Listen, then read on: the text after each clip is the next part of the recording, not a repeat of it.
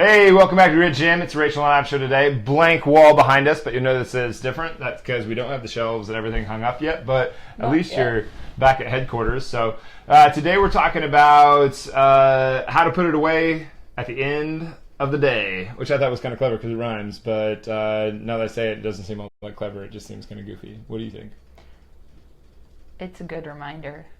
Oh, thanks. You know what I mean? Rach always keeps it positive. Like, I could wear, like, the most ridiculous outfit possible and be like, hey, how do I look? And she'd be like, you look all right. You know, you look all right. You look all right. That means, like, it's ugly as fuck. Like, she always keeps it positive. Always, always, always. What? It's a saying that could stick in your head. You know what I mean? Like, No, it it's totally a good is. reminder to yourself. But how do you put it away at the end of the day? Because a lot of people, they're walking home and they're carrying work home with them in a negative way. Like they've allowed it into their heads that work is really bad. And there's a lot of false belief out there. We're gonna we were going over this last night where we were just we're kind of just like hanging out there, and I'm like, this is like my favorite. This is just my favorite time. Like last night.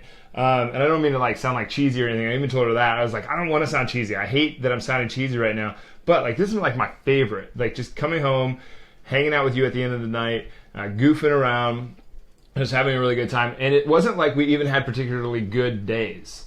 We had neither of us. Big, long, heavy days. Big, long, heavy day. And although mine is self-imposed, whatever. But these big, long, heavy days where there was plenty of stuff in the middle that wasn't all that great to go through. And at the end of the day, how do we put it away so that we could just like have a really good time together and do our thing at the end of the day? Because it was just really fun. I don't know how to explain that. And also right when you came home, I don't know, we first like gave each other like a long hug, and then I kind of like got into it. I was like, so this is what happened during my day, and I was just like 10 minutes in, I'm just like, you know what, let's just not talk about this. Let's just go upstairs, have dinner, watch a movie, and kind of unwind, not like get all worked up again. We didn't watch a whole movie. We watched the end. We watched the last 15 minutes of a movie that we didn't get to finish the other day. Yeah, and then we were too tired to do anything else. So we were too busy to finish the movie the other day, and then like we watched like the last 15 minutes of it, which was kind of cool. It was definitely the weirdest part of the movie. But anyway, like how do you do that? You know, and like me personally, I think. By the way, please comment, share, like down below. The comments that you put in, if you have questions for us or anything like that, like how did we build this up? Because it wasn't always this way for me, and it's not been this way in past relationships probably for either of us. And I don't think it is for most of the people out there in the world that are coming home. I think most people kind of bring their work with them home. Yep. Anyway. And they end up kind of having letting them ruin the entire night. So for me, the number one thing, it starts in the morning. And we'll go through all of this, and then we'll go back and forth, and we'll recap the end. But for me, it starts in the morning. Like I wake up and I make a decision, just like it's written on the front of my shirt. Am I going to be all in today, or am I going to be afraid that I'm not enough today? So I make that decision first before I do anything, and then I go through 3 agreements. Am I going to work hard? Will I? What is it? It's will, not are you ready. Will you work hard to improve today? Will you focus on the present priority? And then will you be a positive influence? And being positive doesn't mean being nice. Being positive could mean saying the thing that isn't so nice in the moment, but it's the positive thing to push someone somewhere. And then I do a meditation, and then I do a workout, and then there's the sacred, I call it, this is very much an Adam thing. The rest of that I think everybody should do every single morning, no matter what. The atomism of it all is I call it the sacred time. The sacred time when we sit and have breakfast together. So for me, how you end your day starts in the morning. How you end your day? Oh, how you get okay. Yeah, it all starts in the morning. Am I going to be all in, or am I going to be afraid that I'm not enough? That does the big thing. And then what I'm going to do during the day. Am I going to work hard to improve? Yes, I'm going to find something to improve upon today. And then what's the present priority? I need to focus on that thing.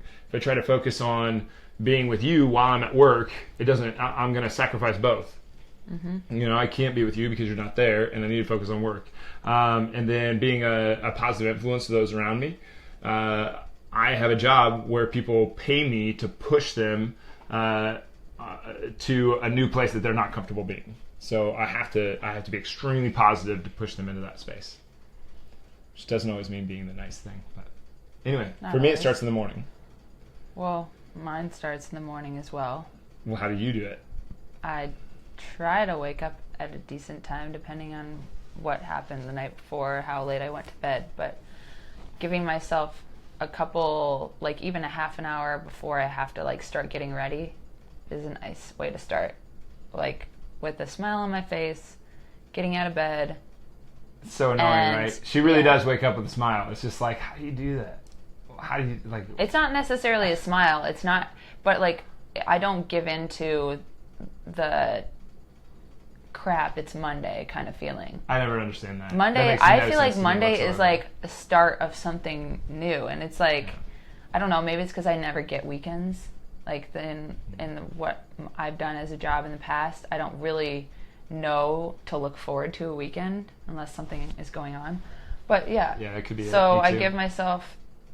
I don't give myself the opportunity to feel like, oh God, it's Monday. It makes no sense to me. Oh God, it's Monday thing. Like it's like starting a race off with like behind. You're behind in like, you just need to get a head start. You can get that head start by having a smile on your face, having a good attitude, waking up ready to go. You have to have a win up front. I don't have the energy necessarily right off the bat, but that's why I put a smile on my face. It's like the kind of like the power pose. People say they get like superpowers from it. I get the superpowers from smiling, and I think that's a real thing, honestly. I think you can smile your way happy, sure. Yeah, I'm not saying like I'm instantly happy by smiling. I'm just saying people look at you smiling and they're more likely to smile. If you're frowning at them, they're more likely to frown at you. Why do you want a bunch of people that are frowning around you? It's contagious for sure, and we're going to get into that here in a second when we get to number 5. So then I also try to sit down and either I read or I just go on my phone for a little bit. I don't give myself more than 15 minutes, but it's just like, oh, what happened overnight? Or I get caught up on like either people that might have emailed me or sent me messages throughout the night. I don't know if that's a healthy thing. I think a lot of people do that, and like it gets into a space where, like to me, I want to be 100. Like I just want to dig into me first thing. I don't want to have the opportunity for something that outside. So like I want to control as much as I can.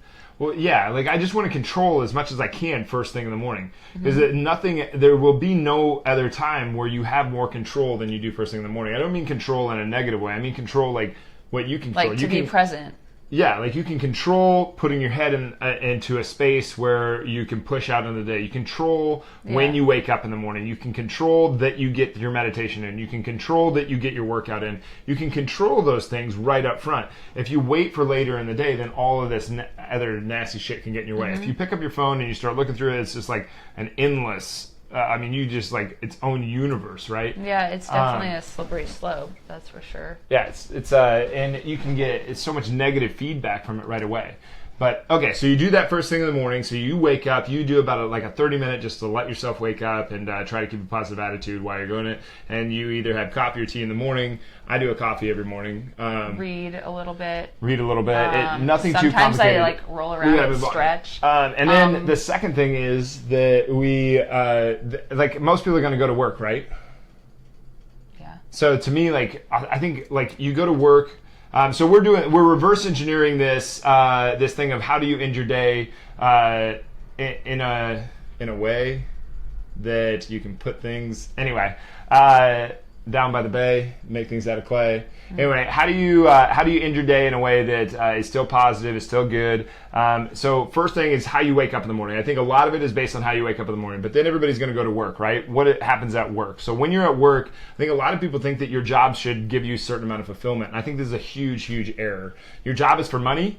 A fulfillment might be a bonus. If you are fulfilled through your job, that's a bonus. If you love your job, it's a bonus. Your job is for money.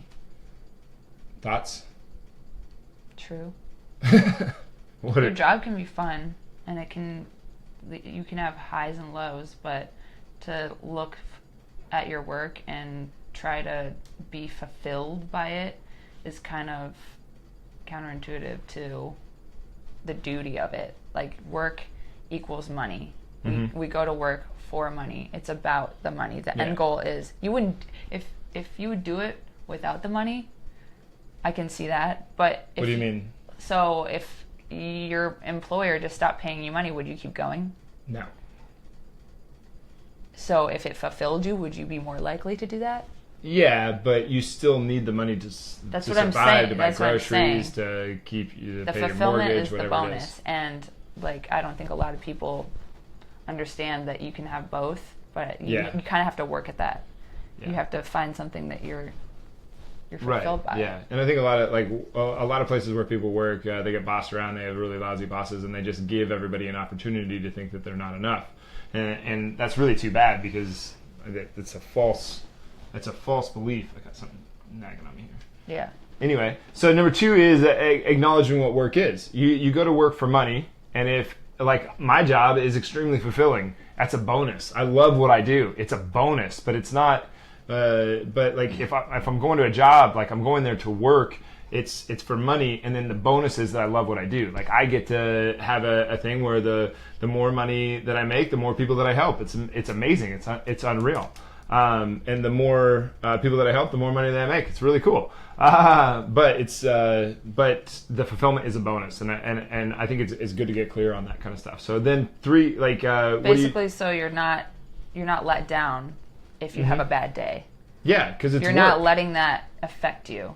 It's when work. You come Yeah, home. It's just like competition versus cooperation. Like if you go out into a football game and things don't necessarily go your way, you're not gonna throw a little fit about it. It's like, all right, I just got to keep on playing my game. I mean, there is something to say that it does, like how we were talking about last week with competition. Mm-hmm. When you do have someone there pushing you along in a competitive event, it does kind of make you improve upon what you would do without that competition. Yeah, and that's what a boss and a manager should be doing, exactly. Is pushing you to a new level so that you can be better than you once were. Mm-hmm. If they just let you, get by without ever pursuing more, then I think that's a huge disservice to the person Look involved. at it on the bright side in that respect. They're helping you improve as well. Oh, I gotcha. Yeah, totally. Hopefully they are. So if you think you're getting like throwing all these punches throughout the day, like they want to see you do better so that the business can do better, and then you can feel more fulfilled. Exactly. And maybe in that. And that's why you don't be nice. You be positive. There's a difference between nice and positive. Yeah. Yeah. Try to look at They're not always the same nice thing. thing is. The nice thing might be to let you skip on certain things and not work very hard. The positive thing is like, hey, we got to do better. We got to keep on doing getting better and better and injustice better. by not. Right. And then, okay, so that's work. So acknowledging the clarity of work. So number 3 is at the end of the day. This is like to kind of like to finish off the day and go into everything else is like at the end of my day anyway. I look at the successes that I did have that day. What are 2? I try to find 2 successes that I had that day. Sometimes this is very difficult because it's like, oh my god, like today is just so tough. It's just like, what are the successes that I possibly could have had? Because I feel like I failed at everything. But usually you can find at least 2. And then that at least puts your head into a different space. It's like, okay, well, at least I got those done. Mm-hmm. So I think that allows you to kind of like have to be curious about that. Oh, is your hair messed up? It just keeps Why the hell Why would you do that? I think it looks pretty. Anyway, so acknowledging the successes. And number 4, the other thing I do is what could I have improved upon so that I can learn from the errors that I made that day. I think that's a big thing too. Yeah.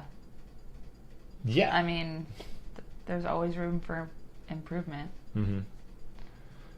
And number 4? Number 3 and 4 were the acknowledged successes, and number 4 was the what could you have improved upon. But just I think there's something to just being curious in the moment about what did happen there. And then number 5 is the one that we've been getting to this whole time, is that venting is for the weak. She was talking about this before we actually got on the show. Is just like, why would anybody why would you just sit there and pour garbage over the top of somebody else's head when they're the one that you care about most? Especially in a relationship, we were talking about, like, say one person had a really awesome day and then the other person didn't, and all of a sudden they want to pour their garbage onto their really awesome day, and they are your partner, your significant other, so they want to help you feel better. Yeah. But why do you want to make that their responsibility? I don't think people realize that they're doing that though, and it's they really don't, and neither does the person who had the really awesome day. well. You should be celebrating. Make their significant other feel less sad or less stressed, so they kind of get into that mode of, oh, I'm sorry. But it's almost like coddling. like a trap, because really, if they just would have celebrated the person that had the awesome day, then they wouldn't have had to deal with the bullshit of the person's bad day. Yeah. You know, if they just went the other direction and instead talked about that, then they would have been better off. Maybe give them 5 seconds. Just be like, all right, we're not going to talk about this. We're going to move on. We're going to have a nice night together. We're going to eat some Why is this me? food. I'm just saying, like, if you came to me with, like, I know. I want to pour some crap down your throat, then I would be like, I'd listen, and I'll be like, well, on the bright side, didn't you learn this? Or on the bright side, didn't you get through the day and you're still alive and now we can go watch a movie and hang out and have some fun? We never watch movies. I know. I know we don't watch movies, but I'm just saying it's something that when we do get a chance, which we rarely do, we kind of, that's like our downtime, like that we like to spend together. Yeah. Anyway, to get back to venting. Yeah. And then there's like the need to be needed, and I don't know. I think this is something that she doesn't understand very much, is like that need to be needed stuff. You know, what were you talking about? I don't even remember. How did you put it? When? In the car. So maybe if Adam had a need to be needed, like if he wanted to take on that bad day. Oh, like if you had a bad day and I had a need to be needed, then, and you came home and you're like, I need you to make me feel better. Like, I don't want to make that his responsibility. Right. And he shouldn't want that to be his responsibility. Fuck no. Because that's taking away from the relationship immediately. Yeah, it's toxic. Both of you are just kind of wallowing. Yeah, and because eventually joining each other's pity party. Yeah, it's like I'm not a super religious person, but it's like the 4 footprints in the sand. Maybe. No. There we go. We're back. Thanks, guys. What were we even talking about? The Jesus. Oh, the 4 footprints in the sand. So the 4 footprints in the sand is Jesus and a guy are walking along in the sand, and then all of a sudden, and there's 4 footprints behind them, and then all of a sudden there's only 2 footprints. So one person is walking in the sand, right? And the guy goes, Jesus, why did you leave me? And Jesus says, I didn't, I was carrying you.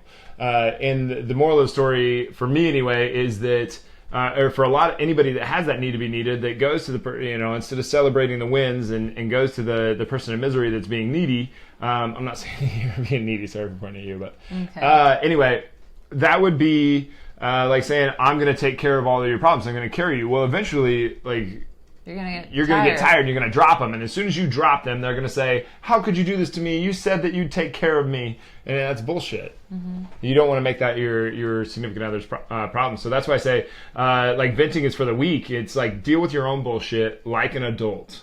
And then we can have all of our stuff. So I don't want to come home and dump a bunch of crap on her. She doesn't want to come home and dump a bunch of crap on me. We want to deal with our own problems as individuals so that we can come together as an us later. Because it's a lot more fun when we're not talking about what stressful things that happen during the day. It's like reliving them over again. It's bringing it up again. I think that's a good point. But it's like having a nightmare in the middle of the night.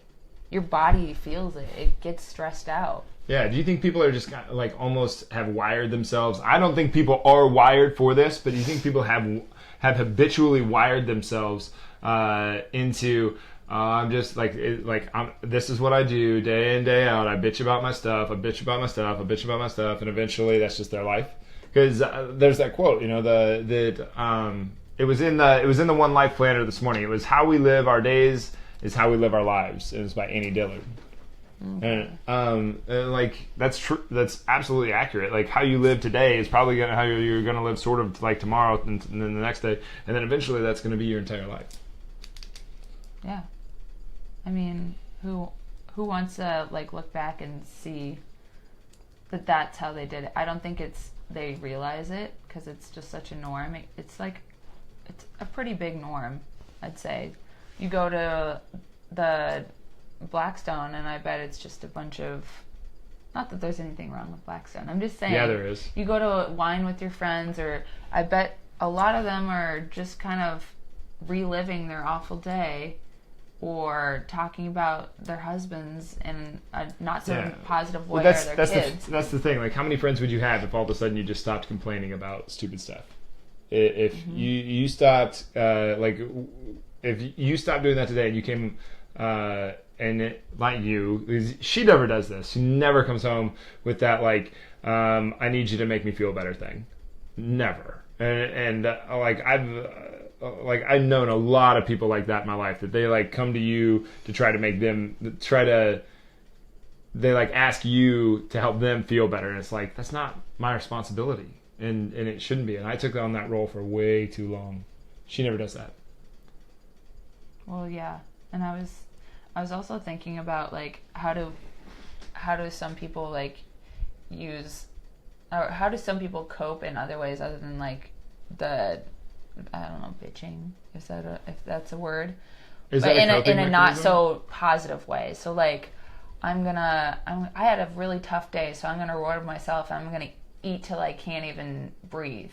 So kind of thing. I think coping mechanisms are garbage. I think a lot of things there can be healthy ones, like what? Like exercising, or I know, but even then, you're asking for something else to deal with your problem. You're looking at the external, trying to fix an internal issue. I think it's helping you deal with it in a healthier manner. It might be, but you're not going to actually get to the root of that thing until you go internal, until you change your focus from, I'm going to grab drugs, or I'm going to go to exercise, or I'm going to go to food, or I'm going to get in a relationship, or I'm going to go make more money. I can see that. You go to all these external things, and you externally focus, and you never actually deal with the root. If you turn all that for what it is, that's all fine and dandy and everything like that. If you go back to the internal issue, to what's going on in your mind, in your internal self, and you deal with it there, then you've got a chance. So like how they say, look at what stresses you out, and you can find what you're afraid of and deal with the problem. Say it again. So like I think it was at Tony Robbins, he was saying, look at everything that stresses you out in the day, or that gives you anxiety, and go back to the core of that, and that is what your biggest fear is. Right, yeah, just keep on stripping back. Like the onion, peel the onion, figure out, and then you can kind of deal with it. Yeah, no, I think that's what you do. You have to get back to the source of whatever that thing is, and the source isn't out in the exercise world. The source is in the internal focus. Like, exercise is great. I'm not saying exercise is bad. Like alcohol, there's nothing wrong with alcohol. There's nothing wrong with drugs. This is one of the things that, like, when we if you're using it as a distraction. But if you're using it to make yourself feel good, to cover up an internal problem, okay, now you've got an issue. This is how addictions are born. Yeah. That's kind of what I was leaning towards, like not using those types of, so like food and drugs and alcohol and whatever you do to like kind of just mask the problem. Mm-hmm. Yeah, that's exactly what I kind of meant to say. Yeah, I think a lot of people do that though. They reach for these external issues. They're like for instance, I mean, I even tend to do this to a certain extent. It's not like I'm like a complete master ninja of this stuff. I don't think anybody is. It's just years and years and years of practice. I just happen to have years and years and years of practice. But like, if I'm scared to do something, I'm scared to start writing something. Like, I'm going to go get a cup of coffee. It's like, and then I got to come back up. It's like, oh, I got to go do this, and I got to go do that, and I got to go do that. That's why I say it starts in the morning, because I can control those first few decisions that I make, and then that sets in motion because it's power. A routine. You know that like this is what gets you started on the right path. Because there's no one else involved. It's just me. I go down the kitchen, I grab my cup of coffee, I make my two decisions. Am I going to be all in today, or am I going to be afraid that I'm not enough today? I know that I can win at that. I know that I can win at not pushing the snooze button, just turning off the alarm and leaving the room. I got one win. And then I get downstairs, and I all in or afraid. I'm going to sit there until I'm all in. That's another win. And then I get all my stuff, all my meditation, all this stuff. That's another win. And then I get another win, and then I get another win. Once I step outside of the house, maybe I get to work and something unexpected happens. But now I don't have as much control. You've already set yourself up to handle that. Exactly. I've already set myself up to handle that. That's kind of like how I get a text message every morning that says, "Are you going to love yourself today?" Yeah. So yours is, "Are you going to be all in, or are you going to be afraid you're not good enough?" I think it's foolish to not to not acknowledge the other side. Because that is the default mechanism, is that I'm going to be afraid that I'm not enough. So I want to acknowledge both, and I want to pick the winner. Okay. Yeah. All in is just another word for love yourself. So for him not to do all this stuff, it'd be like walking out of the house naked. Yeah. Like, it's a necessity to start the day. It's a necessity to achieve what you want to achieve. 100%. That's a really good It's way almost to put it. worse. Yeah. Yeah. You'd rather walk out naked than not do... I'd rather walk out naked than hit the snooze button. Because what does that mean? It means I lost. I hate losing. He really hates losing. But I love winning more than I hate losing. So winning. I think a lot of people do. It's like winning is just like the tops. And you can learn a lot of stuff from losing though too.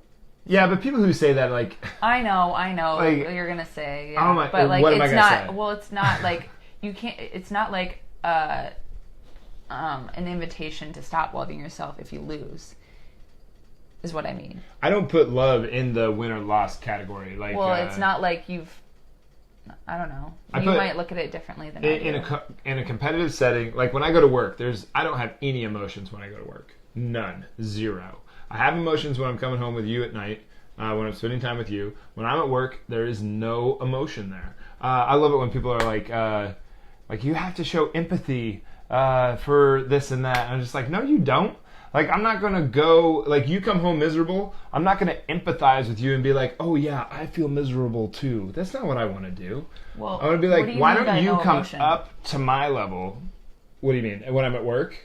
Like, you turn off your emotions so you can focus on the priority? Extremely objective. I have something that I need to get done and to get accomplished. I don't have room for emotion in that category. It's like in football when coaches used to tell us, you got to play with emotion. It's like, if you have to play with emotion, then you're probably not very good in the first place. I never, like, playing with emotion's silly.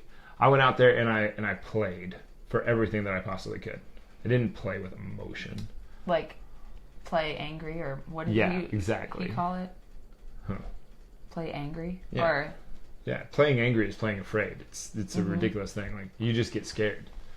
Like, no, I went out there like a... Because you can't think clearly when you are working on anger. Mm-hmm. Or working with anger. Mm-hmm. You cannot be present when you're sitting there scared to death that you're not going to be enough. It happens all the time. I have a good example of this. So, someone that I work with, they got so busy that they couldn't get their stuff done. So then when someone comes to them for help or asks them to help them, they just froze. They couldn't handle it. Mm-hmm. And they used anger towards the people that were asking them for help. Mm-hmm. In that instance, he couldn't handle his stuff, so he couldn't handle helping others. Mm-hmm. And if he would have just calmed down and not been angry that he was so busy himself, he would have been able to clearly do all of his stuff and help them at the same time. Yeah. Exactly. And everyone lost in that instance. Yep. All because someone couldn't be objective. Like, people look at objective and lack of emotion as a bad thing, but they're like, don't get me wrong, there's a time and place for emotions and this lovey-feely, not objective, very inefficient, but there is a time and place to be extremely objective too.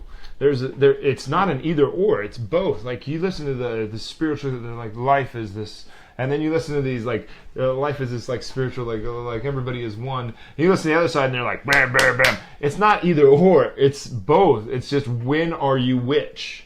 Yeah, we could all use a little bit of all of it. Like, we don't want to be 100% like this every single day. We have to have a balance of, not a balance. I know you hate that word. But we have to have both in our life. It just gets really misunderstood. Like for us, like, you tend to do really, really well at the more cooperative, sort of just let life be and just be in the moment. And I tend to just be this huge driver, this hammer moving forward. And so I work on being more like that, and she works on being more like I tend to be. But that's the balance, right? Like how far, like balance isn't about being like, I'm not going to move anywhere. I'm balanced. And balance isn't about like, oh, well, let's just like flow with it. No, balance is going all the way as far as you can that direction, and then at a different time going all the way as far as you can that direction. It's more like having a balance of time, so you know when to be on and when to be off. There's some of that. Yeah, I definitely think there's some of that. That's like if you split it by time, you can have maybe both. That's is the routine thing, because like routine can be lethal, but routine can help you get so much more done too. So there is a time to be an extremely good at having a routine, and there's a time to not have any routine at all. Something to think about. Ba-da-bung. Okay, are we done? We did 30 minutes. Anything else you wanted to get across? The 30, what? You're a nerd. But how we live our days is how we live our lives. And I think if you wanted to put it away at the end of the day, I think it starts in the morning, and you have to acknowledge that all the way through the day. Yep. What are you laughing at? Just the rhyme. How to put it away at the end of the day? Yeah. But yeah, the number one thing, it starts in the morning. You have to make the decision. You have to make your agreements. You have to do your meditation. You have to, like, I call it my sacred time. Like, nothing is going to get into that time.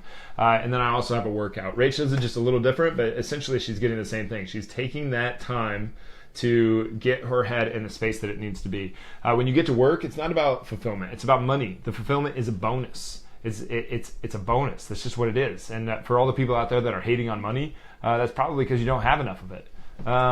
There's nothing malicious about money. There's nothing greedy about money. Is just an intangible object. It's no different than, whoa, that's still got coffee in it. But it doesn't money isn't like an evil thing. That's really funny. And then at night, I think it's really good to acknowledge at least 2 successes. It's really good to look at what you could have improved upon, and then acknowledging that venting is not healthy. Like, people are like, no, you should vent your problems. No, you shouldn't. Deal with them. You're an adult. Scream into a pillow. Beat up a pillow. Why don't you just go indulge in your nonsense just a little bit more there, Doc? But deal with your bullshit like adults. It's like when bosses say, if you need me for anything, come on in. Like, no, don't do that. Handle your problems and try to come up with a solution on your own first. Like if a boss said that to me, I'd be like, what? Like, you don't trust me to get it done? And so, like, venting, I just think is really silly. And then, yeah, how we live our days is how we live our lives. Anyway, ready to drop it down? Yep. All right.